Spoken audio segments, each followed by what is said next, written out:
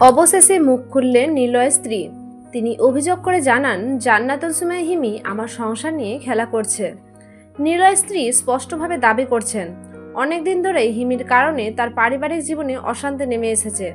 তিনি আরও বলেন, সংসার ভাঙনের পেছনে বারবার হিমির প্রভাব দেখা যাচ্ছে এবং এ কারণে তিনি মানসিকভাবে ভীষণ ভেঙে পড়েছেন। এদিকে নিলয় এ বিষয়ে সরাসরি মুখ না খুললেও পরিবারকে রক্ষা করার চেষ্টা করছেন বলে জানা গেছে। বিস্তারিত জানার আগে আপনি যদি আমাদের চ্যানেলে নতুন হয়ে থাকেন, আমাদের চ্যানেলটি সাবস্ক্রাইব করে আমাদের সঙ্গে থাকুন। ধন্যবাদ। ঘটনাটি ঘিরে সোশ্যাল মিডিয়ায় চলছে তুমুল আলোচনা সমালোচনা। অনেকে বলছেন, বিনোদন জগতের এই ধরনের ব্যক্তিগত সম্পর্কের জটিলতা বারবার প্রকাশ্য আসায় শিল্পীদের ভাবমূর্তি নষ্ট হচ্ছে।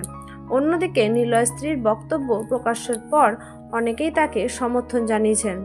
সবশেষে নিলয় স্ত্রী গণমাধ্যমকে অনুরোধ করেন সত্যিটা মানুষের সামনে তুলে ধরতে।